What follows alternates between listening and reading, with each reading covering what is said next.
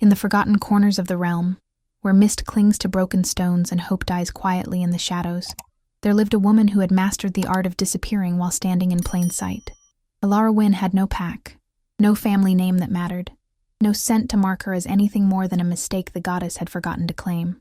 For 23 years she had existed in the spaces between, too weak for the strong to notice, too different for the desperate to trust, too afraid to believe she might be anything other than the nothing everyone assured her she was.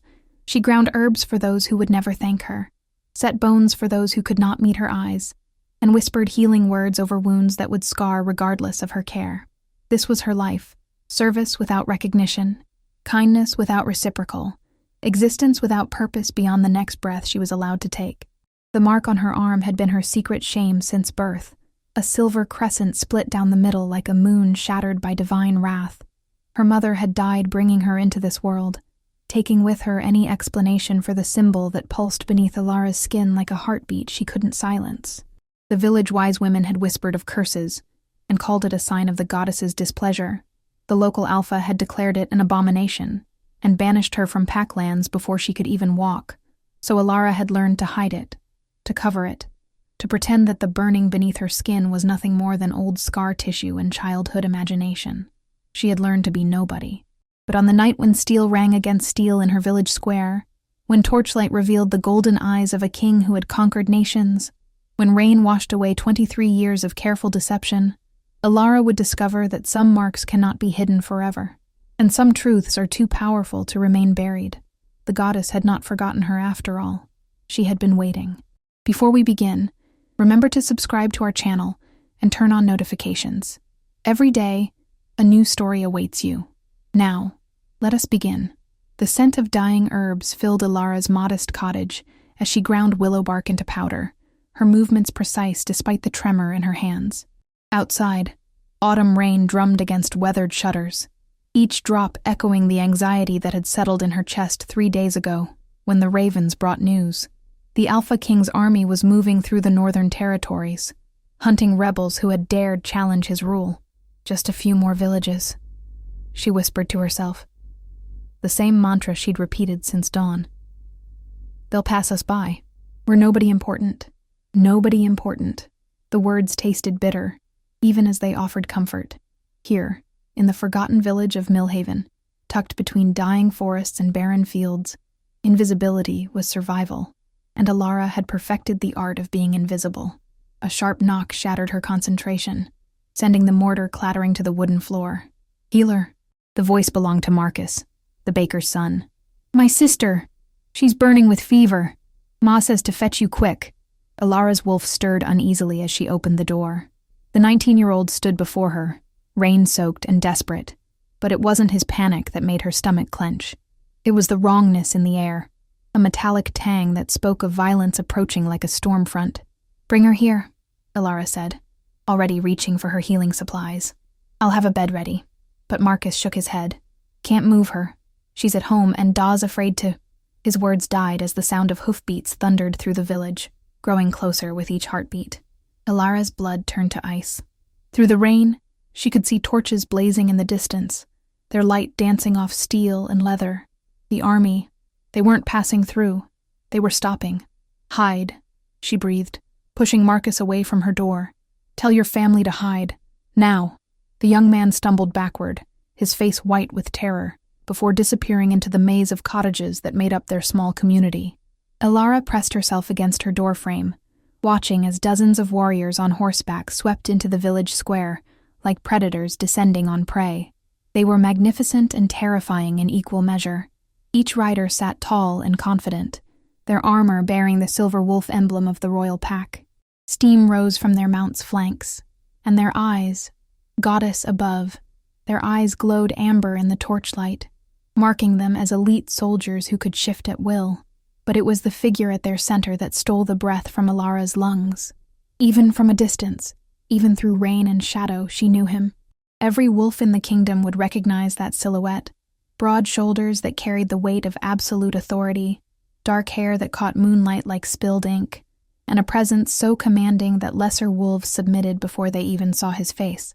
Alpha King, Kaelin Drathor, the Winter Wolf, the Unbroken.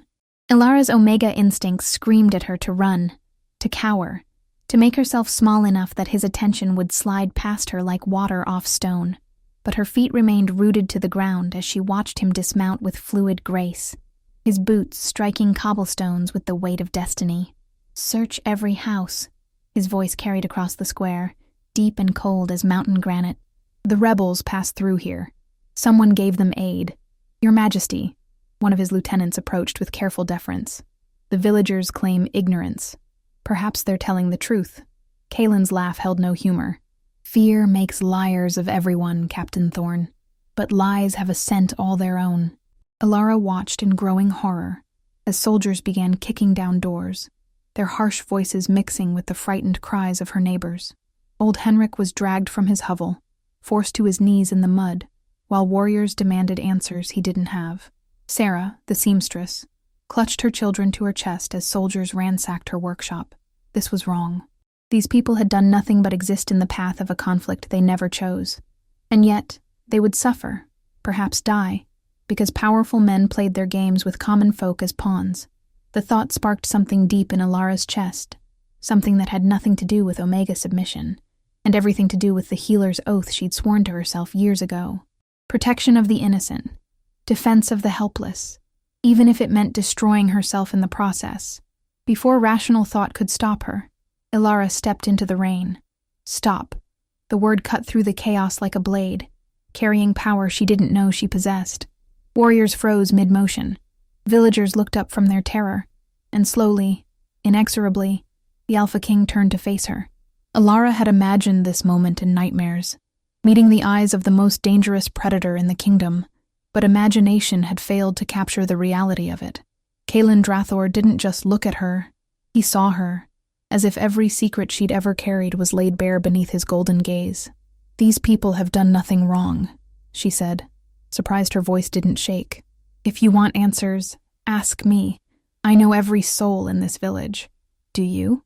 The king's tone was deceptively mild as he moved closer, each step deliberate and predatory. "And who are you to make such claims?" "I'm their healer." She lifted her chin, meeting his stare despite every instinct that screamed warnings. "I tend their wounds, deliver their children, ease their deaths. If rebels passed through Millhaven, I would know. A healer." He stopped 3 feet away, close enough that she could see the battle scars etched into his hands, the way rain darkened his hair to black silk. How useful. Something in his voice made her skin crawl, but she held her ground. "The rebels you seek went south 2 days ago. They took nothing but water and moved on. No one here aided them because no one here had anything worth taking. South." The king tilted his head, studying her with the intensity of a wolf examining prey. "You seem very certain for someone who claims no involvement." "I'm certain, because I was the one who treated their wounded." The admission slipped out before she could stop it, born of desperation and the need to protect her neighbors. Around them, the silence grew thick enough to choke on. Soldiers reached for their weapons. Her own people looked at her with mixtures of shock and betrayal, but Kaelin Drathor smiled. It was not a pleasant expression.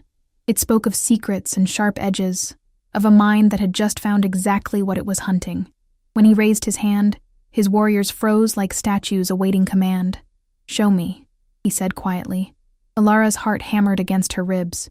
"Show you what?" "The arm you've been hiding since I arrived. The one you keep pressed against your side as if it might reveal state secrets." Heat flooded her cheeks even as ice filled her veins. She hadn't realized she was protecting her left arm, hadn't thought anyone would notice such a small gesture amidst the chaos.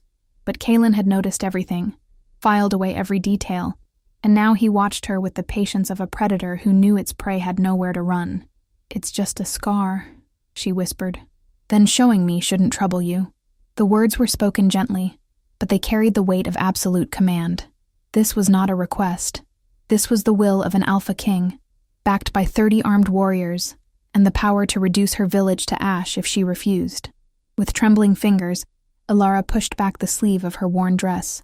The mark blazed against her pale skin like a brand of silver fire, a crescent moon split down the middle by a jagged line that seemed to pulse with its own inner light.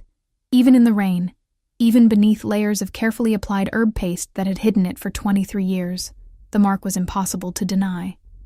The beta who had been questioning Henrik dropped to one knee. A warrior's sword clattered to cobblestones as her hand went limp. Gasps and whispers spread through the assembled soldiers like wildfire, carrying words that made Alara's blood freeze in her veins. The broken moon, the lost mark, the king's true mate. But it was Kaelin's reaction that shattered what remained of her composure. The Alpha King, the man who had conquered kingdoms, who had never bent knee to anyone, staggered backward as if she had struck him. His face went white as winter snow, his golden eyes wide with something that looked almost like fear. Impossible, he breathed. Alara wanted to cover the mark, wanted to disappear into the earth itself, but her body no longer obeyed her commands. She could only stand there, exposed and trembling, as rain washed away 23 years of carefully maintained deception.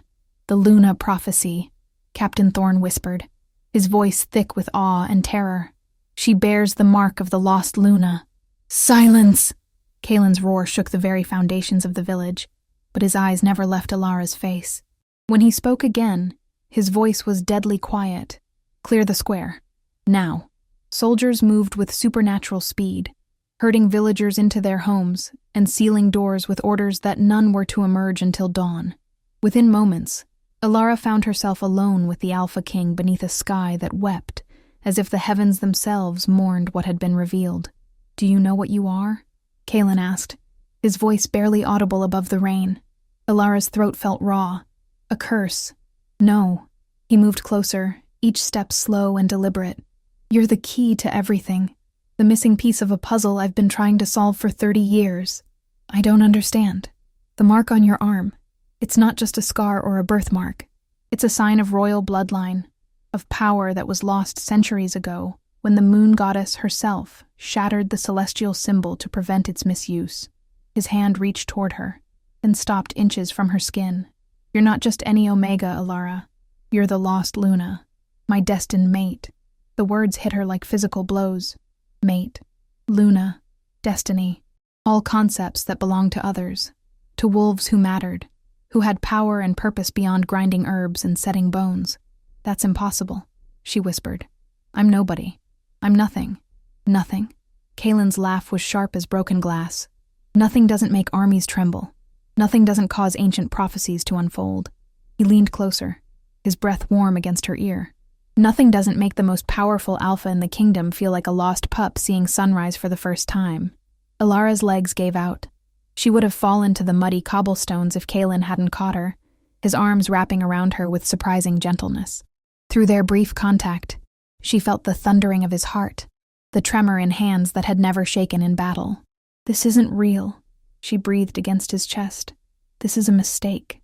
The only mistake," he said softly, "was leaving you hidden away in this forgotten place for so long." He pulled back to meet her eyes, his expression hard as iron. "Pack whatever you can carry. You're coming with me. I can't leave. These people need me. My patience will survive without you." His voice brooked no argument. "But you won't survive without my protection. Not once word of this spreads. Not once the other alphas learn what you are." Terror clawed at her throat. "What do you mean?" "I mean, little Luna, that you're about to discover why some gifts are more dangerous than any curse." Kaelin straightened, every inch the commanding king once more. "The mark you bear doesn't just make you my mate. It makes you the key to awakening power that has slept for centuries. Power that could unite the werewolf kingdoms, or tear them apart completely." Thunder rumbled overhead, as if the storm itself was responding to his words. Lightning illuminated his face for a brief moment, revealing something in his expression that made her blood run cold. Hunger. Not the simple desire of a mate for his chosen one, but the calculated interest of a ruler who had just acquired the most valuable asset in existence. "You have 1 hour," he said, releasing her so suddenly she had to catch herself against the cottage wall. "Then we ride for the capital, and if I refuse..." Kaelin's smile was winter itself. "You can't refuse destiny, Alara. And you definitely can't refuse me." The journey to the capital took 4 days that felt like 4 lifetimes. Alara rode in silence, her hands bound, not with rope, but with delicate silver chains that hummed with magic and made her skin tingle with suppressed power. Kaelin had called them precautionary measures, but she understood their true purpose. They were meant to contain whatever energy the mark on her arm might unleash. "You're afraid of me," she had said on the second morning, watching him secure the chains with practiced efficiency. "I'm afraid of what you represent," he'd corrected, his fingers lingering against her wrists longer than necessary. "There's a difference." Now, as the spires of Ethermoor came into view through the forest canopy, Ilara understood why he might fear her potential. The capital was a masterpiece of stone and steel that housed nearly 200,000 souls, wolves, humans, and other supernatural beings who had sworn allegiance to the crown. From her position on horseback, she could see the palace rising like a mountain at the city's heart, its towers piercing the sky as if reaching for the moon itself. It was beautiful, it was terrifying, and it was about to become her prison. "The people will want to see you," Kaelin said, riding alongside her for the first time since they'd left Millhaven. "Word of your arrival has preceded us." "What exactly have you told them?" His expression remained carefully neutral. "That I've found my Luna, that the prophecies are finally beginning to unfold. And what haven't you told them?" This time his smile held genuine amusement. "That my destined mate spent our entire journey plotting 17 different escape attempts, none of which would have worked." Heat flooded Ilara's cheeks. She hadn't realized he was aware of her planning. The careful observation of guard rotations, the mapping of terrain, the mental calculations of how far she might run before his warriors caught her. 18, she muttered. "I beg your pardon?" 18 escape attempts. You missed the one involving the merchant caravan yesterday morning. Kaelin's laughter was rich and warm, so unexpected that several of his soldiers turned to stare. "Remind me never to underestimate your creativity, little Luna." "I'm not your Luna yet." The words slipped out before she could stop them, and the temperature around them seemed to drop several degrees. Kaelin's amusement vanished, replaced by something harder and infinitely more dangerous. "No," he agreed quietly. "You're not, but you will be." They entered the city as the sun reached its zenith, and Ilara's breath caught at the sheer scope of it. Streets paved with granite stretched in every direction, lined with shops and homes that rose 3 and 4 stories high. The air thrummed with life, children's laughter mixing with merchants' calls, the clip-clop of horse hooves on stone, and beneath it all, the subtle hum of magic that seemed to pulse through the very foundations of the city. But it was the people who truly took her breath away. They lined the streets in thousands, pressing against barriers held in place by palace guards. Men, women, and children of every age and station craned their necks for a glimpse of the woman their king had claimed. Some faces showed curiosity, others hope, and still others held expressions she recognized too well, fear and suspicion directed at something they didn't understand. "They're staring," she whispered, unconsciously pressing closer to Kaelin's horse. "They're hoping," he corrected. "The kingdom has been without a true Luna for 40 years. They want to believe that better times are coming. What if I can't give them what they're hoping for?" Kaelin's hand found hers where it rested on her saddle horn, his fingers warm and steady despite the silver chains that separated their skin. "Then we'll figure it out together." The simple promise sent an unexpected flutter through her chest. Dangerous territory for someone who needed to keep her distance from this man who claimed to be her mate. She was still processing the sensation when a voice rang out from the crowd. "Show us the mark." The call was taken up by others, spreading through the assembled masses like wildfire. "The mark! The mark! Show us the broken moon." Ilara's stomach clenched with panic, but Kaelin's grip on her hand tightened reassuringly. Without breaking stride, he raised his free hand, and silence fell over the crowd as if he had cast a spell. "My people," his voice carried easily through the sudden quiet, backed by the natural authority that made him a king. "You asked to see proof of what I have claimed." "Very well." Before Ilara could protest, he was dismounting and moving to her side, his hands gentle but implacable as he helped her down from her horse. The crowd pressed closer, held back only by the line of guards who had materialized around them. "Your Majesty," she breathed. "I don't think—" "Trust me," he said softly, his golden eyes holding hers. "Please." There was something in his voice, a vulnerability that seemed at odds with his reputation, that made her nod, despite every instinct screaming warnings. With trembling fingers, she pushed back the sleeve of her traveling dress, exposing the mark that had changed everything. The reaction was immediate and overwhelming. A collective gasp rose from the crowd, followed by whispers that grew to excited chatter. Some people dropped to their knees. Others wept openly. An elderly woman near the front of the crowd called out in the old tongue, Words Alara didn't recognize but somehow understood in her bones. She blesses the Luna who will heal the broken moon. She prays for the mate who will restore the ancient ways. She gives thanks that the prophecy lives. The explanations came from Captain Thorne, who had appeared at Alara's shoulder like a protective shadow. His scarred face showed an expression she had never seen before, something that looked almost like wonder. "They've been waiting their entire lives to see this," he said quietly, "as did their parents, and their parents before them. You represent hope, my lady, hope that the old wounds can finally heal." "What wounds?" Alara asked, but her question was lost in the surge of the crowd as they resumed their journey toward the palace. The royal residence loomed larger with each step, its pale stone walls rising hundreds of feet into the sky. Guards in ceremonial armor lined the approach, their faces hidden behind masks of silver and steel. As their procession passed through the main gates, Alara caught glimpses of impossible luxury, gardens that bloomed despite the season, fountains that sparkled with more than just water, and windows that seemed to capture and hold sunlight even in shadow. "It's beautiful," she breathed. "It's home," Kaelin said simply. "Or it will be, once you've had time to adjust." Adjust. As if adapting to life as a queen were as simple as learning a new recipe for healing salve. Alara was still grappling with the concept when their horses came to a stop before a set of doors that could have accommodated a dragon. "Welcome to Ethermore Palace," Kaelin announced, dismounting with practiced grace before turning to help her down. "Welcome home, my Luna." The title sent a shiver through her, part fear, part something else she didn't want to examine too closely. As palace servants hurried forward to take their horses, Alara found herself standing before the entrance to a life she had never imagined possible. "What happens now?" she asked. "Now," Kaelin said, offering his arm with courtly precision, "you meet the people who will either help you embrace your destiny or do everything in their power to destroy you." Before she could ask what he meant, the massive doors swung open to reveal a hall that belonged in fairy tales. The ceiling soared overhead, painted with murals that seemed to move in the flickering light of 1,000 candles. Tapestries depicting great battles and historic moments lined the walls, while a carpet of deep blue ran down the center of the space like a river of midnight. And waiting at the far end, arranged in a semicircle before a dais that held 2 thrones, stood the most intimidating collection of people Alara had ever seen. "The Royal Council," Kaelin murmured in her ear. "They've been eagerly awaiting your arrival."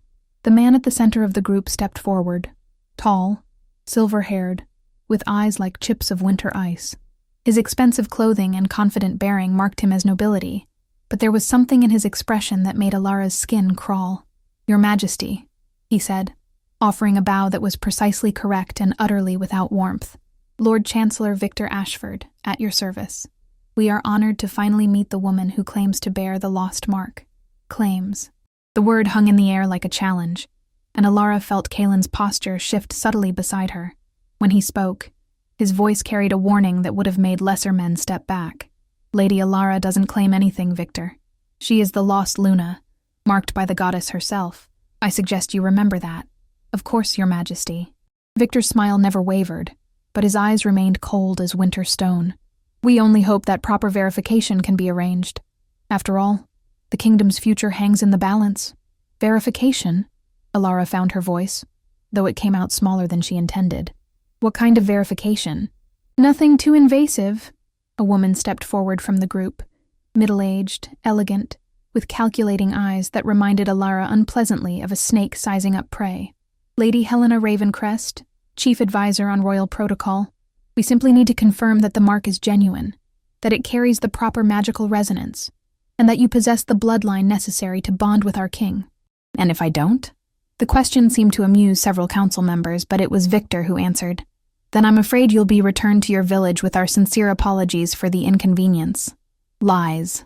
The word whispered through Alara's mind with startling clarity, though she couldn't say how she knew.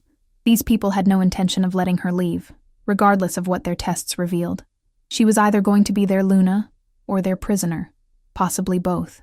"The verification will take place tomorrow," Kaelin said, his tone brooking no argument. "Tonight, Lady Alara will rest and recover from our journey." "Of course," Victor agreed smoothly. "We've prepared the Luna's chambers for her use. I trust she'll find them comfortable." As if summoned by his words, A woman in elegant servant's attire appeared at Alara's elbow. She was perhaps 40 years old, with kind eyes and silver-streaked hair bound in a practical bun. "My lady," she said with a curtsy, "I am Margaret, your personal attendant. If you would follow me, I'll show you to your rooms." Alara looked to Kaelin, uncertain whether this was dismissal or rescue. His expression was carefully neutral, but she caught the subtle nod that seemed to say, "Go, I'll find you later." With no real choice in the matter, she followed Margaret from the throne room, leaving behind the weight of scrutinizing stares and whispered conversations. As they walked through corridors that seemed to stretch forever, the servant kept up a steady stream of cheerful chatter about palace life, mealtimes, and the wonderful view from the Luna's towers. But Alara heard very little of it. Her mind was spinning with everything she had witnessed: the people's desperate hope, the council's barely concealed hostility, and most disturbing of all, the growing certainty that she was walking into a trap that had been decades in the making. "Here we are," Margaret announced, throwing open a set of double doors. "The Luna's suite. I do hope you'll find it suitable." Suitable was an understatement. The rooms beyond were larger than her entire cottage, furnished with pieces that probably cost more than her village saw in a year. A fire crackled merrily in the hearth, and windows offered a breathtaking view of the city spreading out below. It was beautiful. It was luxurious. And the windows, Alara noticed with growing unease, were barred with silver that hummed with the same magic as her chains. "Is there anything you need, my lady?" Margaret asked. "A bath, perhaps? Fresh clothing? Something to eat?" "Just time," Alara said quietly. "I need time to think." "Of course." Margaret curtsied again. "I'll be just outside if you need anything." "Dinner will be served in an hour." When the door closed behind her, Alara finally allowed herself to sink into the nearest chair. For the first time since that horrible night in Millhaven, she was truly alone. No guards watching her every move, no king studying her reactions, no crowds demanding proof of her legitimacy.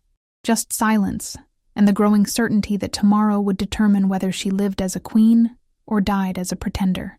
She was still sitting there, staring at the mark that had destroyed her simple life, when she heard it. A sound so soft, it might have been imagination. A scratch at the window, like claws on glass. Alara rose slowly, her heart hammering as she approached the barred window. The glass was thick and old, distorting her view of whatever moved in the shadows outside. But as she pressed closer, she saw them clearly. Eyes, glowing amber eyes that watched her from the darkness beyond the glass. And beneath the window, scratched into the stone sill in letters too faint for any but Omega senses to detect, was a message. "Not all who serve the crown serve the king. Trust no one. The true test begins at midnight." The scratch at the window came again at 11:47. Alara had been counting the minutes since Margaret's departure. Her borrowed nightgown, silk that cost more than most people earned in a lifetime, clinging to skin damp with nervous perspiration. The fire had burned low in the hearth, casting dancing shadows that made every corner of her opulent prison seem alive with hidden threats. When she approached the window this time, a figure materialized from the darkness beyond the bars. A woman, perhaps her own age, with auburn hair braided down her back and clothes that marked her as palace staff. But it was her eyes that made Alara's breath catch. They held the golden gleam of a wolf and something else. Recognition. Lady Alara. The woman's voice was barely a whisper, muffled by the glass between them. "My name is Sarah Brightwater. I serve in the palace kitchens, but my true loyalty lies elsewhere." "I don't understand."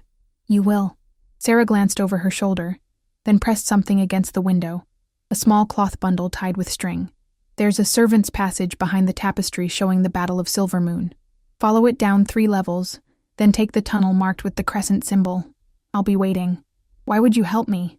You don't even know me." Sarah's expression grew fierce. "I know what you represent. I know what they're planning to do to you tomorrow. And I know that if we don't get you out of here tonight, the true Luna bloodline dies with you." Before Alara could ask what she meant, Sarah melted back into the darkness, leaving only the cloth bundle pressed against the glass. With trembling fingers, Alara managed to work it through a gap in the bars, her heart pounding as she unwrapped its contents. Inside lay a silver pendant in the shape of a crescent moon, not broken like the mark on her arm, but whole and gleaming with inner light. The moment her skin touched the metal, warmth flooded through her. and suddenly she could hear things she shouldn't be able to hear. Voices drifting up from somewhere far below. Confirmation from the mage. The mark is genuine, but her bloodline is corrupted. Doesn't matter. Once the ritual is complete, her power will transfer to kill her slowly. Make it look like the verification process was too much for her weak Omega constitution. Victor's plan is sound. By dawn, we'll have what we need, and the king will believe his mate died of natural causes. The pendant grew hot against her palm, and the voices faded. But Alara had heard enough to confirm her worst fears. Tomorrow's verification wasn't a test. It was an execution disguised as ceremony. Moving with desperate efficiency, she gathered the few possessions she'd brought from Millhaven. Her mother's ring, her healer's kit, and the small knife she kept for cutting herbs. The servant's passage Sarah had mentioned was exactly where she'd said it would be, hidden behind a tapestry that depicted a battle Alara had never heard of. The tunnel beyond was narrow and damp, carved from the same stone as the palace, but clearly much older. Ancient symbols were etched into the walls. Some she recognized as protective wards, others completely foreign to her untrained eye. As she descended the steep steps, the pendant around her neck grew warmer, as if responding to the magic saturating the very air. 3 levels down, she found the passage marked with a crescent symbol, not broken like her birthmark, but perfect and complete, glowing faintly with silver light. The tunnel beyond stretched into darkness that seemed to swallow her footsteps, but she pressed forward, driven by the certainty that turning back meant death. The passage opened into a circular chamber that took her breath away. The walls were covered in murals that seemed to move in the flickering light of crystal formations that grew from floor and ceiling. At the center of the space stood a table carved from what looked like moonstone, its surface reflecting light that had no visible source. And waiting beside it was Sarah. But she wasn't alone. Lady Alara, an elderly man, stepped forward, his long robes marked with symbols that identified him as a court mage. But these weren't the fresh ceremonial garments of palace officials. These robes were worn and stained with substances that spoke of real magic, dangerous magic. I am Master Aldrich Stormwind, and I have been waiting 40 years to meet you. You're not part of the royal court. It wasn't a question. She could feel the difference in his magical signature, wild and untamed compared to the structured power that permeated the palace above. I was, once. His smile was sad and weary. I served your mother, before Victor and his allies had her murdered. The words hit her like physical blows. My mother? Lady Lyanna Moonwhisper, the lost Luna's only daughter. She carried the same mark you bear, the same power that threatens those who have grown comfortable with a broken kingdom. Aldrich gestured to the murals surrounding them. This chamber has been hidden for centuries, protected by magic older than the current royal line. It tells the true story of the Luna bloodline, the story Victor and his council have spent decades trying to erase. Alara approached the walls with trembling steps, her pendant growing so warm it nearly burned against her skin. As she drew closer, the murals seemed to come alive, showing scenes that filled in gaps she hadn't even known existed in her understanding of the world. She saw women who looked like her, pale-skinned, silver-haired, bearing the broken moon mark on their arms. But in these ancient depictions, the mark wasn't broken at all. It was whole, perfect, radiating power that made the very stones around them glow with celestial light. The mark was never meant to be broken, Aldrich explained, following her gaze. That's a corruption introduced by those who feared what a true Luna could accomplish. Your bloodline doesn't just produce mates for Alpha Kings. It produces rulers in their own right, wolves whose power comes directly from the moon goddess herself. Then why? Because 500 years ago, a Luna named Celestine threatened to unite all the werewolf kingdoms under her rule, ending the territorial wars that kept the noble houses rich and powerful. They couldn't kill her outright. The goddess's protection was too strong, but they found another way. The murals shifted, showing a scene that made Alara's stomach clench with horror. A woman who might have been her twin, bound with silver chains while mages worked dark magic around her. Light poured from her broken body, but instead of dispersing, it was captured in crystalline vessels held by figures whose faces were hidden in shadow. They broke her connection to the goddess piece by piece, harvesting her power for their own use while leaving behind just enough Luna blood to produce future generations. Generations that would carry the mark but never fully awaken to their potential. Aldrich's voice grew heavy with ancient grief. Your mother began to understand the truth. That's why they killed her before she could break the spell. And now they want to kill me. They want to complete the harvest. Sarah spoke for the first time since Alara had arrived. Victor has been preparing for this moment his entire life. Tomorrow's verification ceremony isn't just meant to confirm your identity. It's designed to drain your power the same way they drained Celestine's centuries ago. The implications crashed over Alara like a tide of ice water. Kaelin, does he know? The king believes what he's been taught to believe, Aldrich said carefully, that the Luna bloodline exists to support and strengthen the Alpha line, not to rival it. Victor has been his advisor since childhood, shaping his understanding of tradition and prophecy, so he's part of it. No. The voice came from the tunnel entrance, deep and familiar and absolutely furious. He's not. Alara spun around to find Kaelin emerging from the shadows, his golden eyes blazing with rage that seemed directed at everyone in the chamber.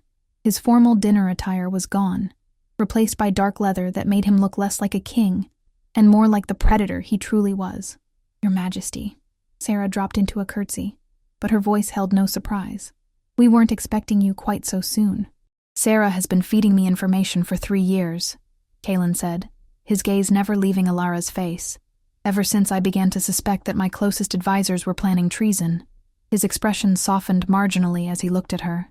I've known about the hidden chambers, about Aldrich's research, about the plot against your bloodline. What I didn't know was whether you would trust me enough to accept help. You knew? Alara's voice came out as barely a whisper. You knew they were planning to kill me, and you brought me here anyway? I brought you here because it was the only way to draw them out into the open. Kaelin stepped closer, his hands raised in a gesture of peace. For 40 years they've operated in shadows, picking off Luna descendants before they could awaken to their full power. But they needed you alive long enough to perform their ritual, which gave us a window of opportunity. Us? The king has been building a resistance for years, Aldrich explained. Loyal wolves who remember the old ways, who understand that the kingdom's strength comes from balance between Alpha and Luna power, not domination by one over the other. There are others like me? There were. Kaelin's expression grew grim. Victor's network has been methodical.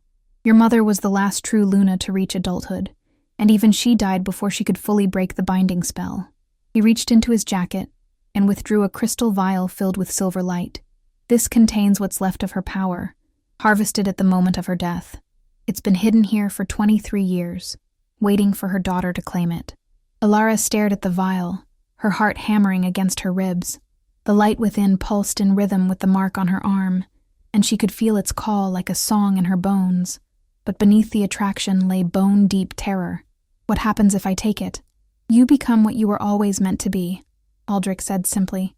A true Luna, with power to rival any Alpha King. But the process will change you permanently, and there's no guarantee you'll survive it. And if I don't? Victor completes his ritual tomorrow, drains what power you have, and the Luna bloodline dies forever. Kaelin's voice was steady, but she could see the tension in every line of his body. The choice is yours, Alara. I won't force you to become something you don't want to be. The chamber fell silent, except for the soft humming of crystals and the distant sound of water dripping somewhere in the darkness. Alara looked at each face in turn, Sarah's hopeful determination, Aldrich's ancient wisdom, and Kaelin's carefully controlled desperation. If I do this, she said slowly, if I become a true Luna, what does that mean for us? For whatever this is between us? Kaelin's smile was soft and infinitely sad. It means you'll be my equal instead of my subject. It means the choice of whether to accept our bond will truly be yours, not something forced on you by prophecy or politics. He paused, vulnerability flickering across his features. It means you might decide I'm not worthy of you after all. The honesty in his voice broke something open in her chest. For the first time since that night in Millhaven, she looked at him not as a conqueror or a king, but as a man who was asking her to trust him with her life and her future. Will it hurt? Probably. Aldrich's bluntness was somehow more comforting than false reassurance would have been. The power has been compressed and confined for decades. Releasing it will be like trying to contain lightning in your bones. But you'll be here? She looked at Kaelin. All of you? Wild horses couldn't drag us away, Sarah said firmly, speaking for all of them. Alara reached for the vial with fingers that barely trembled. The moment her skin touched the crystal, the silver light within flared brilliant white, and suddenly the chamber was filled with a presence so vast and warm that tears sprang to her eyes. "Mother," she whispered. The voice that answered came from the light itself, speaking words that only she could hear. "My brave daughter, my precious girl, it's time to come home." Without hesitation, Alara lifted the vial to her lips and drank. The effect was immediate and overwhelming.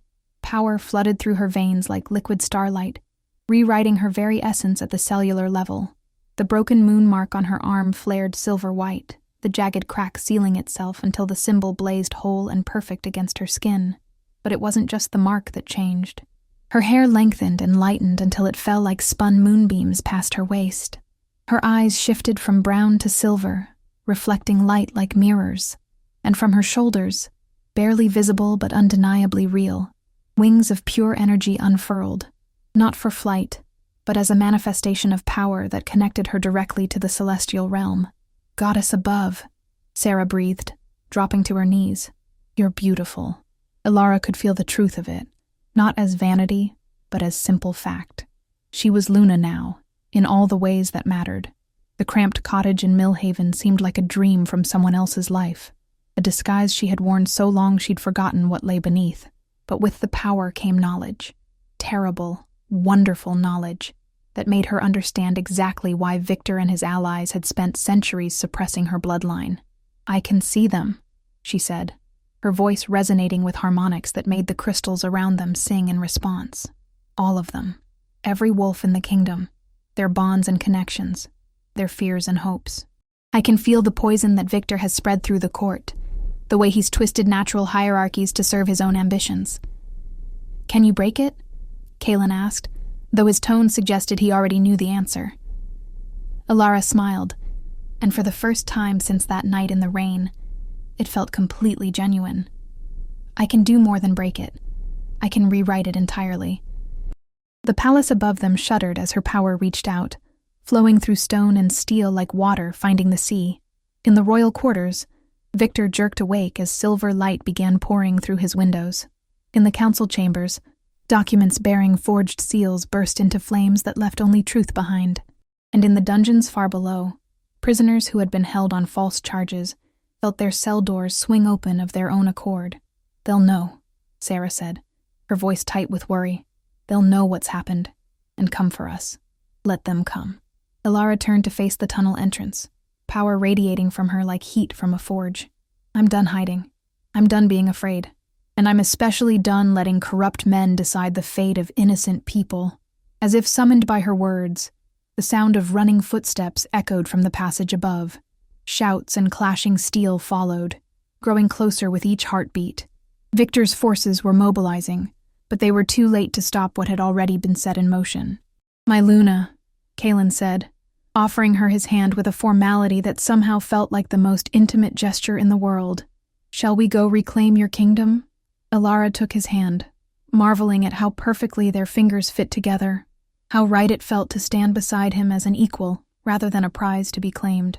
The mark on her arm pulsed once, sending silver light racing across her skin, and she felt the moon goddess's blessing settle around them both like a mantle. "Our kingdom," she corrected, and together they walked toward the tunnel that would lead them back to the palace. Not as conqueror and captive, but as Luna and Alpha, ready to restore the balance that had been broken for far too long. The silver light followed them up through the darkness, and by the time they emerged into the royal chambers, every wolf in the palace could feel the change that had come upon them.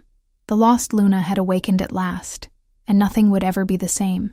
In the weeks that followed, historians would mark this night as the beginning of the Second Golden Age, a time when Alpha and Luna power worked in harmony to heal old wounds and forge new alliances between the werewolf kingdoms. They would speak of the trials that followed, the battles fought and won, the corrupt officials brought to justice and the innocent elevated to positions of honor. But in the quiet moments between the grand speeches and elaborate ceremonies, when Alara and Kaelin stole away to the gardens that bloomed year-round beneath the Luna's blessing, it was the simple truth that mattered most. Two souls who had found each other across time and prophecy, choosing love over fear, trust over suspicion, and hope over despair. The broken moon was whole again, and its light would guide them both for all the years to come. 5 years later, the morning sun painted the palace gardens in shades of gold and amber, as Alara knelt beside the fountain that had become her favorite place for reflection. The water sparkled with more than just sunlight. Threads of silver magic wove through the liquid, responding to her presence with gentle chimes that sounded like distant bells. "You're up early again." Kaelin's voice carried warmth and amusement as he approached from the palace, 2 steaming cups in his hands. "The council won't convene for another hour. I wanted to check on the new seedlings before the day gets too busy." She accepted the offered tea, a blend of herbs she'd cultivated herself, combining her healing knowledge with the enhanced intuition that came with her Luna abilities. "The saplings from the Northern Territories are finally taking root. Lady Meredith will be pleased when she visits next month." Kaelin settled beside her on the stone bench they'd had installed 3 years ago, when these early morning conversations had become routine. His presence still made her heart skip after all this time, though now it was tempered with the comfortable intimacy of a bond that had been tested and proven true. "Any word from the delegation in the Eastern Kingdoms?" she asked, noting the slight tension in his shoulders that spoke of concerns he hadn't yet shared. "They've agreed to the trade agreements, but they're still hesitant about the magical education exchange." He sipped his tea, his golden eyes thoughtful. "Apparently, some of their nobles are concerned about Luna influence spreading beyond our borders." Alara laughed softly. "They're afraid their own people might start expecting equality and representation? How terrible. Careful, my Luna. Your revolutionary tendencies are showing again."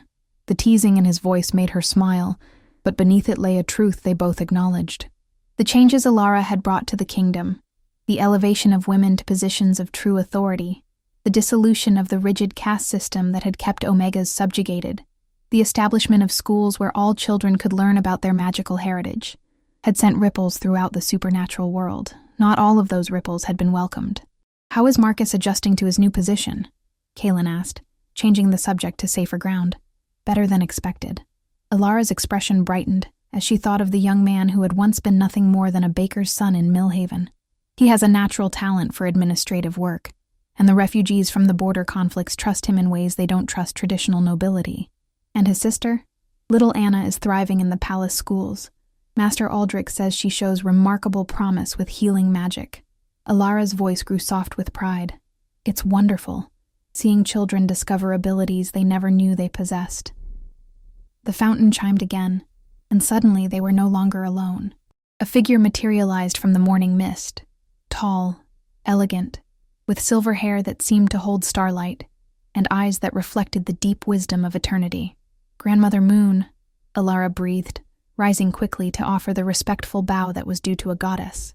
"My dear child," the moon goddess's voice carried the sound of wind through ancient trees. "You need not stand on ceremony. I come as family, not as deity." Kaelin had also risen, his expression carefully controlled, but his posture relaxed. In the 5 years since Alara's awakening, he had grown accustomed to divine visitations, though he still found them somewhat overwhelming. "Is something wrong?" Alara asked, noting the subtle tension in the goddess's ethereal features. "Not wrong, precisely. But change approaches, as it always does." The moon goddess moved to the fountain's edge, her fingers trailing through water that began to glow with silver radiance. "The other kingdoms grow restless. Your success here has inspired their own people to question systems that have stood for millennia." "Change is not always a bad thing," Kaelin observed carefully. "No, but it is rarely bloodless." The goddess's expression grew grave. "There are those who would see your kingdom fall, rather than adapt to the new balance you have created. They gather allies, spread whispers of Luna tyranny and alpha weakness." Alara felt a chill that had nothing to do with the morning air. "Are we in immediate danger?" "Not immediate, no. But within the year, you will face challenges that will test everything you have built here." The moon goddess turned from the fountain, her gaze encompassing both of them. "Your bond is strong, your people loyal, your cause just, but strength alone will not be sufficient for what comes next." "Then what will be?" Kaelin asked, his hand finding Alara's automatically. The goddess smiled, and for a moment, her ethereal features seemed almost maternal. "Trust, in each other, in your people, in the choices you have made, and perhaps most importantly, trust in the new life that even now grows within my Luna's womb." Alara's breath caught, her free hand moving instinctively to her still flat stomach. She had suspected for several weeks, had felt the subtle changes in her body's rhythms, but hearing confirmation from the moon goddess herself made it real in ways that overwhelmed her. A child? Kaylin's voice was barely a whisper, wonder and terror warring in his expression. A daughter, the goddess confirmed. The first child born to a fully awakened Luna in over 500 years. She will inherit powers that surpass even your own, dear one, and enemies who will stop at nothing to prevent her birth. The implications crashed over Alara like waves against a seawall. A child, their child, a daughter who would grow up knowing her power instead of hiding from it, who would never have to wonder if she was worthy of love and respect, but also a daughter who would be born into a world where that power made her a target from the moment she drew breath. "We'll protect her," Kaylin said fiercely, his alpha instincts responding to the threat to his unborn child. "Whatever comes, we'll be ready." "I know you will." The moon goddess began to fade, becoming translucent in the strengthening sunlight. "Remember, my children, the greatest changes often begin with the smallest acts of courage. Your love changed a kingdom. Your daughter's love may well change the world." As the divine presence dissipated entirely, leaving only the scent of night-blooming jasmine and the gentle sound of enchanted water, Alara and Kaylin stood in silence, processing the magnitude of what they had learned. "A daughter," Alara said finally, her voice filled with wonder. "Our daughter." Kaylin turned to face her fully, his hands coming up to frame her face with infinite gentleness. "Are you afraid?" "Terrified," she admitted honestly, "but also hopeful. If the goddess is right, if our child truly will have the power to change the world, then maybe all the struggles we've faced, all the pain and loss and uncertainty, maybe it was all leading to this moment. The child of a true Luna and her willing alpha." Kaylin's smile was soft and genuine. "Whatever powers she inherits, she'll also inherit something more important." "What's that?" "Parents who chose love over fear, who fought for what was right instead of what was easy, who built a kingdom where she can grow up knowing she's valued for who she is, not what others expect her to be." Alara rose on her toes to kiss him, pouring all her love and hope and determination into the simple contact. Around them, the garden seemed to pulse with silver light, as if the very earth was celebrating the promise of new life and new possibilities. When they finally broke apart, the sun had fully risen, painting the palace walls in warm gold. In the distance, they could hear the sounds of a kingdom awakening, servants beginning their daily routines, children laughing as they made their way to lessons, guards changing shifts with quiet efficiency. All of it familiar, all of it precious, all of it worth fighting to protect. "Come on," Kaylin said, taking her hand and leading her toward the palace doors. "We have a council meeting to attend, a kingdom to run, and apparently, a nursery to plan. Don't forget the other kingdoms to negotiate with and the enemies to outwit," Alara added with dry humor. Just another typical day for the Luna and Alpha of Ethermore. As they walked back toward their responsibilities, Alara felt the mark on her arm pulse with gentle warmth. Not the broken symbol of a bloodline nearly lost, but the whole moon of a legacy restored, and ready to guide the next generation. Whatever challenges lay ahead, they would face them together. As partners, as parents, as the living proof that love and trust could overcome even the most ancient of fears. The Luna had awakened. Her kingdom flourished. And now, with new life growing within her, the future stretched before them bright with infinite possibility. In the royal gardens, the fountain sang with silver light, and the morning breeze carried the scent of hope on every breath. If you enjoyed this story, a like or comment really helps. And if you wish to hear more tales like this one, make sure you subscribe so you never miss the next tale.